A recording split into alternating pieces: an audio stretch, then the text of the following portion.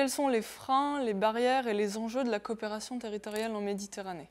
Le monde est en train de changer et la Méditerranée suit aussi. Actuellement, la Méditerranée fait face à des changements globaux très importants. Tout d'abord en matière de population. Cette population qui est assez dense sur la rive sud-est d'un côté, d'un autre côté qui n'évolue pas comme il le faut sur la rive nord. D'où le problème de pression qui sont générés à cause de cet accroissement de population sur les ressources hydrauliques, les ressources énergétiques de la région, ainsi que les besoins alimentaires. Tout d'abord, il va falloir donc informer les décideurs, informer les responsables sur la nécessité d'établir des bases de données communes, des bases de données sur le climat, des bases de données sur les précipitations, des bases de données sur aussi les dépenses énergétiques, ainsi que sur aussi la productivité des denrées alimentaires. Actuellement, l'enjeu primordial, c'est la sécurité alimentaire des pays du bassin méditerranéen. Comment assurer ça quand on sait que le changement climatique va générer des ressources en eau moindres et aussi le changement climatique va générer des émanations de gaz à effet de serre tels que les CO2 qui pourraient avoir aussi des conséquences néfastes sur l'environnement. L'important, c'est d'informer donc les décideurs qu'il va falloir lancer une charte commune de l'environnement en Méditerranée.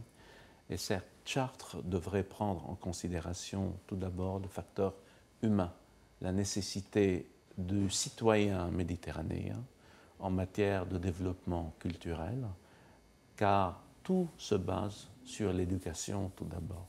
Informer par le moyen de gestes simples comment favoriser une eau de qualité pour les générations futures, comment assurer une énergie supplémentaire afin de satisfaire la demande sans polluer, et comment assurer une alimentation pour éradiquer la pauvreté dans la région.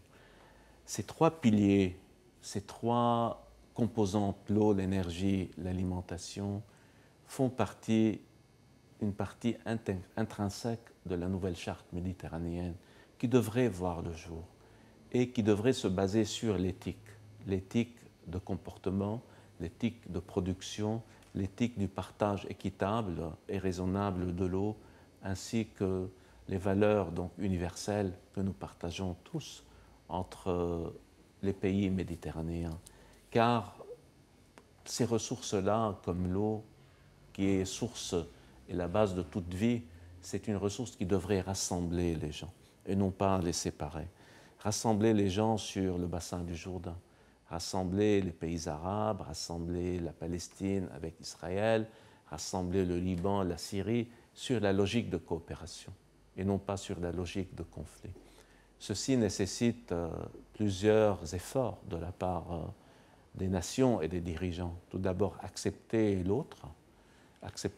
Deuxièmement, accepter donc les différences culturelles, accepter les différences aussi entre la gouvernance, entre les différentes rives de la Méditerranée, essayer de trouver des points communs pour que le bassin méditerranéen puisse être une région qui pourrait favoriser le développement économique tout en diminuant la pollution et tout en favorisant aussi une eau et une énergie pour les générations futures.